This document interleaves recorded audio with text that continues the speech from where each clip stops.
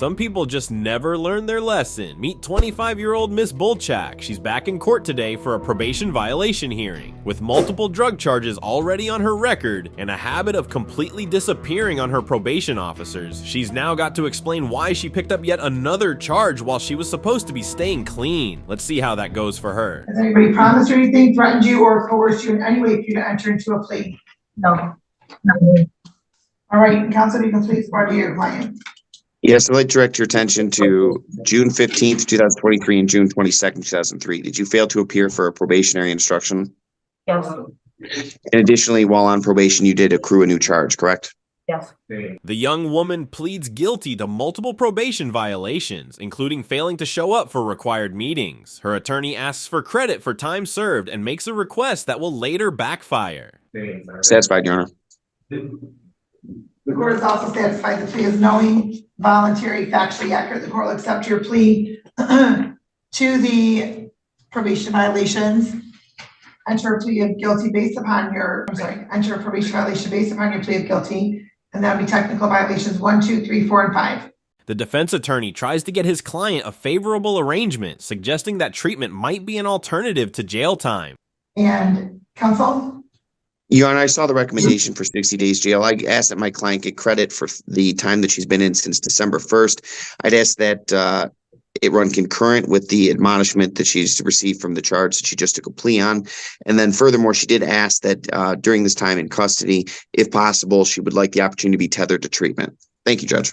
When questioned about her request for treatment, Ms. Bulchak makes a critical mistake that will come back to haunt her. All right, Ms. Bulchak, did you request to be tethered to treatment while you've been on bond?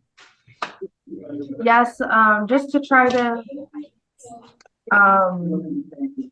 have time. I mean, I don't think I personally need treatment, but I know that that was something that I asked for when I first got arrested. So I'll do the days. I'll do whatever it takes, but I really just want to get home. Hold up, the judge just caught a major red flag. This girl's asking for treatment, but then says she doesn't need it? Yeah, that's gonna raise some eyebrows in the courtroom. Okay, ma'am, let me ask you a couple questions. Number one, if you don't think you need treatment, why did you ask to go to treatment? I was trying to have like the days made up. I don't know if I don't really know. Because ma'am, you asked for treatment, so why did you ask for treatment? Get out of jail. I'm sorry? To not have jail time. Oh, that's what I thought. Busted. She just admitted she's only asking for treatment to dodge jail time. Nice try. The judge isn't buying it and reminds this young woman that at 25, she's already racked up 3 drug convictions. Not exactly a stellar start to adulthood. Okay, so, and you don't think you need treatment? Given what's been going on with you the last year, you don't think you need treatment? Honestly, no. I really found myself in here. I've been spending time with myself. I don't know. I don't feel like I need a guy or anything. I don't know. I just want to get going on life. The judge isn't letting her off easy. She had a golden opportunity to keep that possession charge off her record, but what did she do? Absolutely nothing. Just ghosted her probation officer like it was a bad Tinder date. Not the smartest move. 3, your under advisement status is revoked. You had an opportunity to not have your possession charge on your record, and you didn't do a darn thing with probation.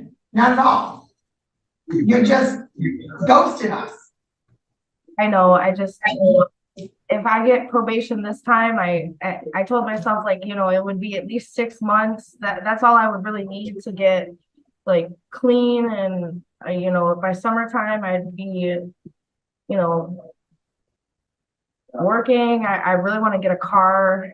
But aside from the job thing, just, you know, I want to draw and make music, and I don't know. I just want to do things for myself, and I don't I like coffee again. I don't know, just things I've been drinking a lot of water. There's just a lot of things I wasn't doing before that like I've been doing since I've been in here. And that's when the judge hits her with the million-dollar question. So what's your big plan when you get out? With no treatment lined up, how's she gonna stay clean? And then, oh boy, she says something that really shoots herself in the foot. Right, when you get out, how are you going to continue to do stuff? Right? That's part of what treatment is, and you don't think you need treatment. So I've been to treatment 7 times. I've been to treatment like 7 times. I don't know. I know how to work the program. I know to go to a meeting when I need to. I know there's just different times. Listen to that. She's bragging about knowing how to play the treatment game. After 7 times through rehab, she's got all the right words memorized without actually changing a thing. The judge isn't fooled for a second and calls her right out. I know. So you go through the motion, you go through the motions. So you just go through the motions, you don't really receive what it is that you're getting. I really think I've learned a different way. I've been incarcerated this time, ma'am. I don't know. It feels different. It feels really different. The judge has heard enough. It's time for sentencing. Yes, no, man, you're not getting probation, I can tell you that much. The court's going to, on 23405, the court's going to adopt the recommendation, revoke probation, close the case without improvement, $50 probation violation fee, 60 days jail. On 23739, the court's going to adopt the recommendation. Your under advisement status is revoked, your probation is revoked, $50 probation violation fee, 60 days jail. The court will know that will be served concurrent. And then the court's going to also order on 232479, the court's going to order 93 days jail. Credit for your 15 days. That's consecutive with 23739 and 23405. And the court will suspend your fines and costs on that, on this matter. What? Any questions, counsel? No, Your Honor. But the reality of her sentence begins to sink in. Ms. Bolchak suddenly wants to know exactly how much time she's facing. How many days? Well, 60 on your probation violations plus 93 plus 15. So that's going to be, I can tell you exactly what that is, ma'am. When she hears the total, her attitude changes instantly. Now she's suddenly interested in treatment after all. Is there any way I could do treatment? 138 days. Is there any way I could do treatment? The judge isn't having it. She reminds her of her own words from just minutes earlier. And you told this court you don't need treatment. Okay, No, you told this court the only reason you said that is because you don't want to do the jail time. Desperate to avoid jail, she completely contradicts herself, but the judge recalls her confession about only wanting treatment to avoid incarceration. ma'am, I'll do treatment. Quite frankly, ma'am, with your lengthy warrant status and you're absconding from probation, I'm not sure that you would not abscond from your treatment provider.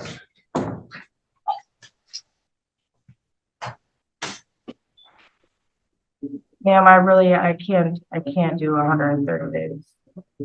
Yeah, you said you didn't need treatment. I do. The problem was, when I went to sheriff, I I need help with housing when I get out of here. I'm gonna need. I'm sorry. I really don't.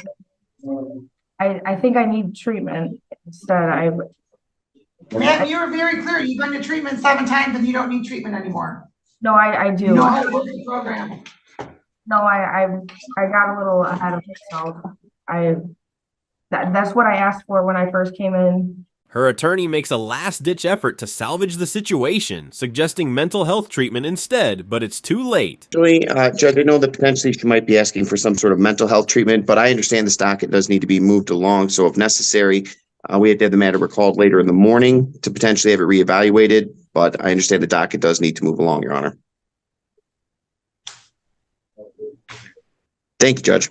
The judge delivers her final ruling, making it clear exactly why Ms. Bolchak is going to jail instead of treatment. Ms. Bolchak, I'm not ordering treatment for you at this point because you stated that you don't need treatment and you only asked for it so that you didn't have to do jail time. Given that and the fact that you had absconded from probation with this court, the court is concerned that you're not going to abscond from treatment. So at this point, 138 days is what you're going to serve, ma'am. And we're all done. Thank you. Off the record. Have a good day.